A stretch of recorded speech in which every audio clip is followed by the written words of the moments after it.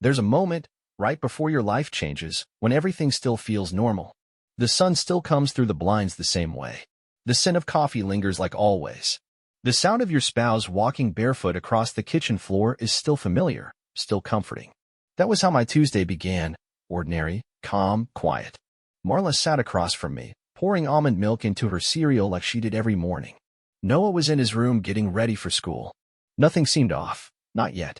But then, somewhere between her first spoonful and her second, she looked up at me and said, with almost no expression, "Carter, I think I want a divorce." I didn't flinch. I didn't argue. I just looked at her for a long moment, trying to understand if she really meant it, and somehow, I knew she did. I'd heard those words in movies, read them in articles, but nothing prepares you to hear them in your own kitchen, from the woman you've spent 14 years building a life with. Still, I stayed calm. I nodded. I asked one question, "Is this something you've been thinking about for a while?" She didn't answer immediately. That was my answer. She said she felt distant, like she didn't recognize herself anymore, like our life had become something she didn't sign up for. I didn't interrupt. I let her speak. I could tell she'd rehearsed the words in her head over and over. She didn't cry. I didn't either. I just sat there, staring at the half-empty coffee cup in front of me, wondering how long she had been carrying this silent decision around, how many nights she'd laid beside me thinking of a life without me in it. The next few days passed slowly. She didn't leave right away. She said she wanted to do it right, to ease the transition for Noah, to figure things out gently. We slept in the same house but in separate rooms. The air between us changed. She was polite, kind even, but distant, like I was her roommate, not her husband. And I'll be honest, I wanted to ask her to stay. I wanted to say, "Let's fix this." But something in me resisted. Something told me that begging wasn't the answer. I've always been the quiet type, not passive, just internal. I process things inwardly, and for better or worse, I wasn't going to chase someone who was already halfway out the door. Instead, I focused on Noah, on work, on keeping structure in a house that suddenly felt hollow. I didn't tell anyone, not my friends, not my parents. I wasn't ready for the questions. I just tried to hold the pieces together. And in that stillness, I started noticing things I hadn't seen before. Not about her, but about me. How much I'd been running on autopilot. How much I'd buried parts of myself just to keep things smooth between us. I realized I couldn't even remember the last time I'd made a decision just for me. Then, for days after she dropped the news, Marla walked into the living room while I was folding laundry, something she always used to complain I never did, and she said something I didn't expect. She stood there quietly for a few seconds before saying, "You're taking this really well." I just looked up and gave her a small nod. She hesitated. "Are you okay?" That was the first time she'd asked. I could tell she didn't know what to do with my silence. It unsettled her. And maybe that's where everything started to shift. Not because I planned anything. Not because I was trying to prove a point. But because I stopped holding on to something that no longer wanted to stay. And sometimes, when you let go, what you thought was leaving turns around. It's a strange thing when someone expects you to break, and you don't. Not out of pride, not out of indifference, but because something inside you has already accepted what they haven't even processed yet. After Marla told me she wanted a divorce, I think she expected the real unraveling to happen afterward. Maybe she thought I'd start spiraling, sending long texts, asking her to reconsider, listing every memory we ever made like a desperate salesman trying to sell her on our life again. But I didn't. And that silence seemed to bother her more than I imagined it would. On the fifth night, I caught her watching me from the kitchen doorway. I was at the sink washing dishes, something I used to avoid, and she stood there, arms folded, not saying a word. She used to roll her eyes when I left plates in the sink. Now, she was staring like she didn't recognize me. "You're being really composed," she finally said. I just nodded without turning around. There was no game here, no strategy. I wasn't trying to win her back or punish her. I was simply existing without her approval for the first time in a long time, and maybe that was the one thing she hadn't planned for. What she didn't know was that inside me, things were shifting. Quietly, deeply. I'd started journaling again, something I hadn't done since college. At night, after Noah fell asleep, I'd sit on the edge of the guest room bed with a notebook and just write. Not about her, but about me. Not the version of me she saw, or the one I pretended to be to keep things from falling apart, but the one I'd forgotten about. I wrote about the little dreams I shelved, the art I never pursued, the conversations I never had. There's something sacred about writing to no one. It forces you to listen to yourself. And for the first time in years, I was listening. I didn't tell her any of this. She kept trying to initiate conversations, soft, probing ones. She'd say things like, "Do you think we rushed into things?" Or, "I keep wondering if this is just a phase." I answered honestly, but I never took the bait. I wasn't interested in going backward, not like that. I think that scared her more than if I'd screamed. She wanted certainty. She wanted me to either fight for her or collapse. But I wasn't giving her either. A few nights later, I heard her crying in the bedroom. I stood in the hallway, just outside the door, frozen. There was something so raw about it. Not performative, not loud, just this low, broken sound that felt unfamiliar coming from her. And maybe I should have gone in. Maybe a year ago, I would have. But I didn't. Not because I didn't care, but because I finally realized something I should have faced long ago. It wasn't my job to carry the emotional weight of a woman who wasn't willing to share her truth with me when it actually mattered. The next morning, she came down to breakfast before I did, something she never used to do. She had already made coffee and even packed Noah's lunch. I stepped into the kitchen and paused. "Morning," she said, soft and careful. I responded the same way. She handed me a mug, and we stood in silence for a while. Then she said it. 3 words that made me blink twice. "I miss us." It didn't feel like a trap. It didn't feel like manipulation. It felt honest. But I didn't answer right away. Because I'd learned something in the days since she left. Missing something doesn't always mean it's right to return to it. Sometimes we miss the familiarity, the routine, the illusion of safety. But that doesn't mean it's love. That doesn't mean it's growth. I looked at her, not with resentment, but with clarity. "Do you miss who we were? Or do you miss who you thought I was?" She didn't answer. And that silence told me everything.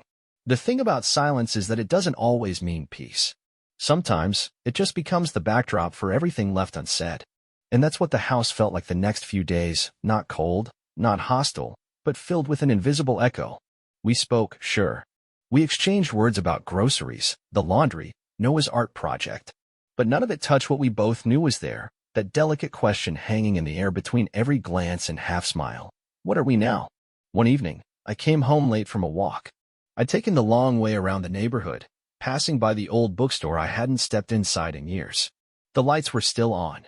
The windows fogged from the inside, just like they used to be when Marla and I would sit in the corner booth during our early years, drinking overpriced chai and pretending we had our whole lives figured out. Back then, she used to laugh with her entire face. There was light in her voice. I remember thinking, she's the kind of woman who changes a room just by being in it. But the version of her sitting in our living room now, curled on the edge of the couch scrolling through her phone, didn't change rooms anymore. She barely noticed them. She looked up when I came in, surprised I wasn't home yet. "You okay?" she asked, her voice lighter than I expected. I nodded, kicked off my shoes, and sat down across from her. There was a pause, long and open. And then she put her phone down. "I've been thinking," she said, "about what this really is. About why I said what I said that morning." I didn't stop her. I didn't fill in the blanks. I let her talk. She spoke slowly, unsure of how much truth to share. She said she'd been feeling numb for a long time, like her days blurred together. Like she was living a life that looked right on the outside but felt wrong inside. She admitted to feeling guilty for not telling me sooner. "I thought if I said it out loud," she whispered, "it would make it real." I listened. I didn't defend myself. Because this wasn't about blame. It was about perspective. And for the first time in years, she was letting me see hers. But here's the part she didn't expect, the part that surprised even me. I wasn't angry. I wasn't even hurt in the way I thought I'd be. I was relieved. Not because I wanted our marriage to end, but because the silence was finally breaking. And in its place, we had something we hadn't had in years, honesty. Later that night, after Noah had gone to bed and the dishes were done, she found me sitting in the backyard. The air was still. The kind that makes you feel like the world is paused just long enough to breathe. She sat beside me, close but not touching. "Do you ever wonder if we lost each other without noticing?" she asked. I turned to her, then looked up at the sky. I think we stopped checking if we were still walking in the same direction. It wasn't meant to be poetic. It was just true. Somewhere between bills, work schedules, birthday parties, and deadlines, we'd stopped seeing each other as people. She became my wife. I became her husband. We forgot that we were 2 separate individuals who chose to share a life and stopped choosing. The next day, she didn't leave the house. She canceled a meeting. She helped Noah build a science project from scratch, laughing in a way I hadn't heard in months. It wasn't forced, It was familiar. But that night, I stayed quiet. Not distant, just steady. I could tell she wanted to ask something, maybe about us, maybe about what I was thinking. But she didn't. And I didn't offer. Because this time, I wasn't going to carry the weight for both of us. If she wanted to return, really return, she'd have to meet me halfway, not with promises, but with presence. And for the first time since she said the word divorce, I realized I wasn't waiting anymore. I wasn't standing still, hoping she'd come back changed. I was walking forward, slowly, quietly. And if she wanted to walk beside me again, she'd have to catch up. By the time a week had passed since Marla's declaration, the house had changed shape. Not physically, the furniture was where it had always been. The rugs still curled at the corners like they always did. The same fading scent of vanilla and fabric softener still lingered on the couch cushions, but something invisible had shifted. And maybe that's what happens when a relationship begins to unravel quietly. You don't hear doors slamming. You don't see bags packed in dramatic haste. You just start noticing the absence of things you used to count on without thinking. The way she used to hum when she brushed her hair in the morning gone. The soft touch on my back when she passed behind me in the kitchen vanished. Her coffee mug, which used to sit to the left of mine every morning without fail, now appeared and disappeared with no rhythm. She wasn't gone, not yet, but her presence had started to flicker. The strange thing was, I didn't feel hollow. I felt oddly present, more than I had in months.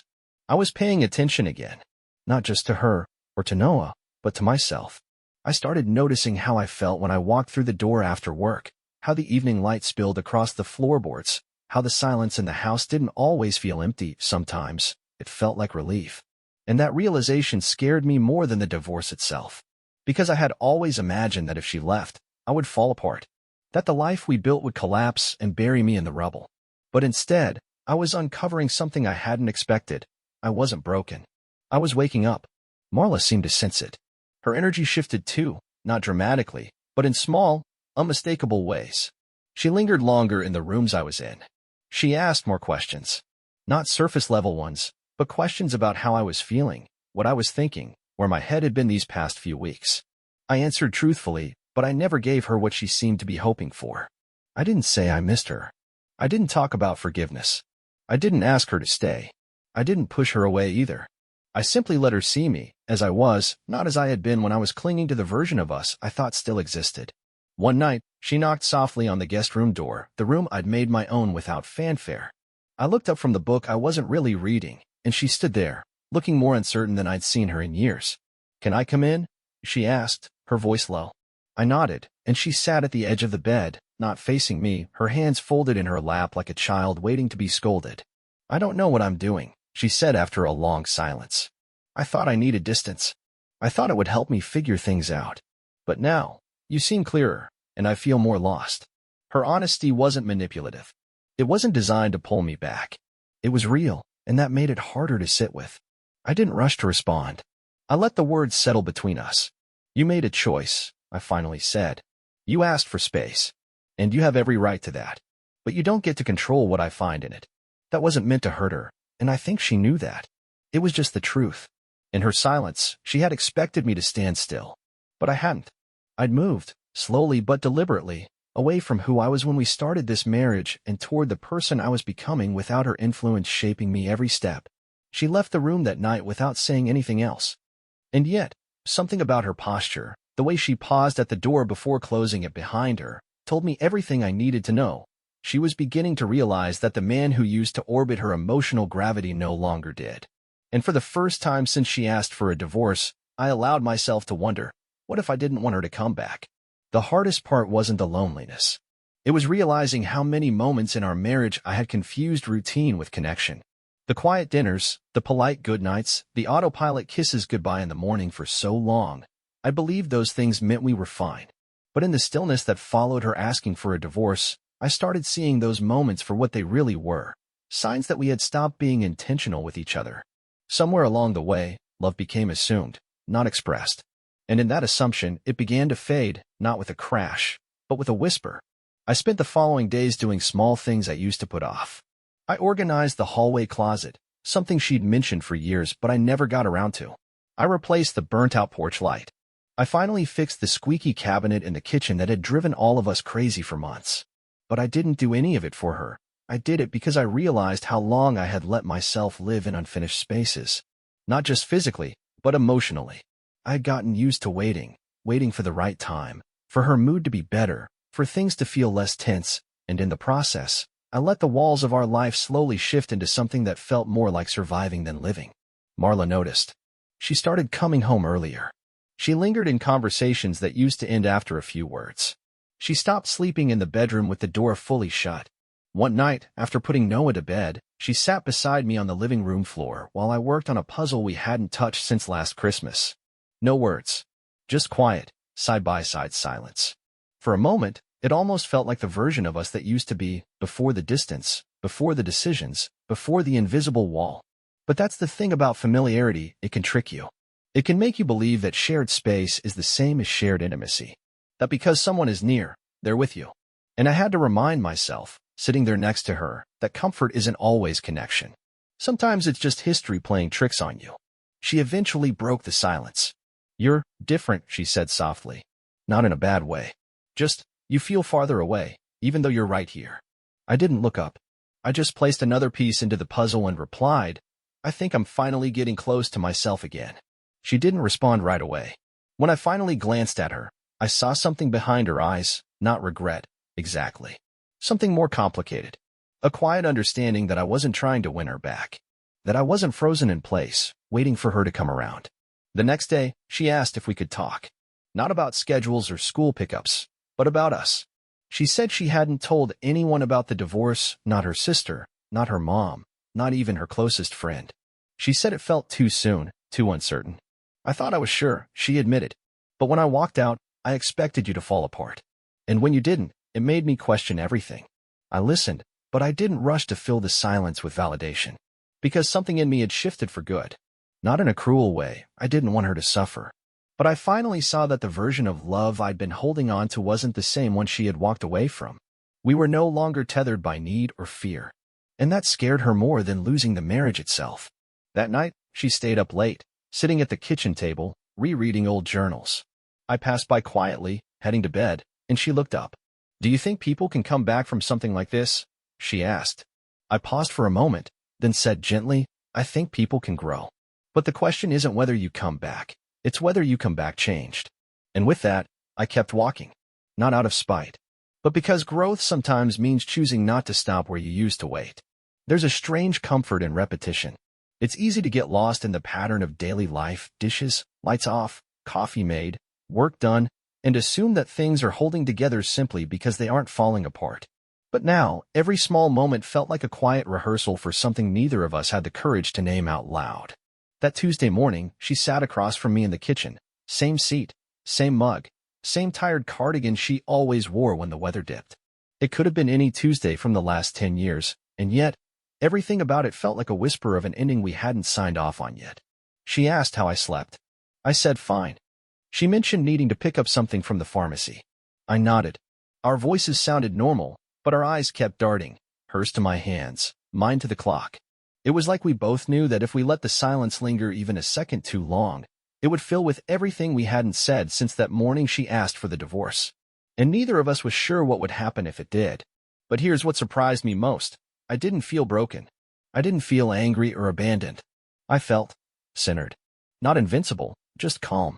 The kind of calm that comes after months of not knowing who you are and suddenly catching a glimpse. I found myself doing things differently, almost without thinking. I started leaving my phone in the other room during dinner. I said no to extra meetings I didn't actually need to take. I went for walks without music.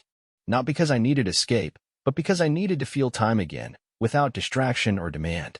And slowly, I began to realize something that caught me off guard. I was no longer waiting for her to decide if we could be fixed. I wasn't standing in the doorway of my own life, hoping she'd turn around with clarity in her eyes and regret in her voice. I was living. Softly. Deliberately. And without apology. That Saturday, Noah had a school play. He was a tree, a sturdy one with 2 lines and a paper bag trunk he was incredibly proud of. Marla and I sat side by side in the front row. We clapped. We cheered. She reached for my hand when he bowed, and for a moment, I let her take it. Her fingers wrapped around mine like nothing had changed, like we were still a family untouched by confusion. But when the applause ended and we stood up, I gently let go, not out of resentment, but because I knew something she hadn't quite accepted yet. Sometimes letting go is an act of love too. That night, after Noah went to bed, I found her in the laundry room, sitting on the floor next to the dryer. She wasn't crying. She wasn't speaking. She just sat there, her arms wrapped around her knees like someone trying to stay small in a space that no longer fit her. I leaned on the doorway, watching for a second before asking, "You okay?" She didn't look at me, but her voice came back soft. "I don't know who I am without you." And there it was. The line that cracked something open between us, not in anger, not in hope, but in truth. Because that's what it had always been, hadn't it? Not about us falling out of love, but about her losing sight of who she was. And in chasing the idea of freedom, she thought stepping away from me would somehow bring her back to herself. But what she hadn't counted on was that I would grow in her absence too. That I would find someone in the mirror I hadn't seen in years, someone I liked. I didn't rush in to comfort her. I didn't offer answers. I just sat beside her, leaving a space between us wide enough for honesty but close enough to feel real. And in that space, neither of us pretended. Not about the past. Not about the future. Not even about right now. And maybe that's what healing actually looks like, not grand declarations or romantic redemptions, but two people sitting quietly in the fallout of their choices, finally willing to see what's left once the noise dies down. It's strange how a house can hold two people and still feel like it's missing someone. Marla and I had fallen into a rhythm again, but it wasn't the kind of rhythm that brings peace. It was the kind that quietly replaces intimacy with politeness. We shared dinners. We passed each other in hallways. We coordinated schedules for Noah like two coworkers managing the same project. But the softness between us, the invisible thread that used to make ordinary moments feel meaningful, had unraveled. And no matter how close she sat, or how often she looked at me as if waiting for permission to speak her heart, I couldn't shake the feeling that the version of her I had loved was slowly becoming a memory I had stopped reaching for. I found myself sleeping with the window open again, something she always hated. She used to say the air was too damp, that it made the room feel like a cave. But now, I found comfort in it, the quiet chill of midnight reminding me that the world outside was still moving, even if everything inside these walls felt stuck in pause. Some nights, I'd lie awake long after she had gone to bed, just listening. To the wind. To the occasional car passing down our street. To the quiet hum of the house. But more than anything, to the thoughts that never seemed to show up during the day, the ones that whispered things like, "You're no longer fighting for her. You're fighting for the space to let go of her." One evening, after Noah had fallen asleep, we ended up on opposite ends of the couch, both reading, or pretending to. The television was off. The room was dim. And the silence between us was louder than any argument we ever had. I glanced up at her, and for a split second, I saw it, a flicker of who she used to be. The one who used to tap her feet when she was nervous, who used to reach for my hand mid-sentence just to ground herself, who once cried in the car for 20 minutes after hearing a song that reminded her of her late father. That woman felt so far away now. And the woman sitting here, she looked like someone trying to climb back into a life that no longer fit. "Do you ever wonder what we'd be like if we met now?" she asked suddenly, not looking up from her book. The question felt like a slow ache behind the ribs. I thought about it, then said, "I think we'd be kind to each other. But I don't know if we'd stay." She didn't answer, but she didn't need to. The air between us answered for her. We weren't angry. We weren't cold. We were simply no longer aligned. And that kind of misalignment doesn't always end in shouting. Sometimes it ends in silence, in nods of understanding, in quiet dinners and separate thoughts about the same day. We were living together, yes, but not because we didn't know how to leave, because we didn't yet know how to say we were already gone. That weekend, I went for a long drive. No destination, just open road and time. I stopped at a coastal overlook we used to visit in our early years, a place where she once said, "I hope we're this steady forever." I sat on the hood of the car and watched the sky change colors. It felt symbolic in the simplest way. No fireworks, no sudden epiphanies, just the slow fading of one thing into another. That's what we had become. Not a love destroyed, but a love that had quietly changed shape until it no longer resembled love at all. When I returned home that night, she was waiting in the living room, her bag beside her. Not packed with anger, not a statement, just a single overnight bag, and the kind of expression that comes only after hours of silent thinking. "I think I need some time away," she said, almost gently. I nodded. Not because I was relieved. Not because I wanted her gone. But because I finally understood something vital. You don't hold on to someone who's already released their grip. And as she walked to the door, she paused for a second, hand on the frame. "You've changed," she said without turning around. "You see yourself now, don't you?" I didn't answer. But yes, I did. And maybe for the first time in our entire marriage, that was enough.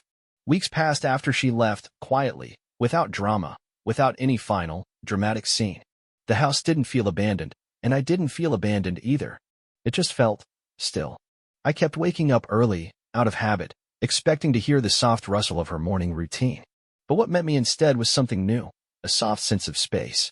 Not empty, just open. I began taking longer walks. I reconnected with a few old friends, not for advice or distraction, but because I missed being around people who knew me before the routine took over. I started cooking for the joy of it again, not just for obligation. I bought fresh flowers once a week and put them in the kitchen, even though no one else would see them. It sounds small, maybe even silly, but it mattered to me that I was doing something beautiful, just for myself. Marla called sometimes. Not out of guilt, not out of desperation, just to talk. She said she was staying with her sister, trying to understand who she had become in the last few years, and why she had felt like she needed to burn everything down to find herself again. I told her I understood, and I meant it, because somewhere along the way, I had started seeing her not as someone who had failed me, but as someone who had also forgotten who she was, just in a different way. We met one afternoon at a cafe halfway between our places. It was raining lightly, the kind of soft rain that doesn't rush anyone. She looked different, not drastically, but noticeably. Her shoulders weren't as tight. Her eyes didn't dart around the way they used to. She smiled when she saw me. I smiled back. We talked for almost 2 hours about Noah, about childhood memories, about dreams we'd once had that still felt possible, even now. It wasn't romantic. It wasn't tense. It was something better, honest. Near the end of the conversation, she reached across the table and touched my hand gently, without expectation. "I don't know where I'm headed yet," she said, "but I'm glad you didn't fall apart. I think I needed to see that you could stand without me." I nodded, and after a beat, I told her the truth. I didn't know I could either. We parted without a plan. No promises. No vows to try again. And yet, as I walked to my car in the drizzle, I felt a lightness I hadn't felt in years. Not because everything had been fixed, but because I'd stopped trying to fix things that no longer needed repairing. Some endings don't have to be sad to be real. And some beginnings come quietly, on the tail end of letting go. 2 months later, we stood side by side at Noah's art show. He was beaming, his hands stained with marker, telling everyone that both his parents were here and didn't even fight once. Marla and I exchanged a glance and shared a quiet laugh. And in that moment, it didn't matter if we were together or apart. We were present, fully. And that presence, without resentment, without fear, felt like the most important kind of success. I walked out of that gallery knowing I wasn't the same man she almost left behind. I wasn't waiting to be rescued. I wasn't afraid of what came next. I was already living it, one step, one morning, one ordinary act at a time. And somehow, that was more than enough.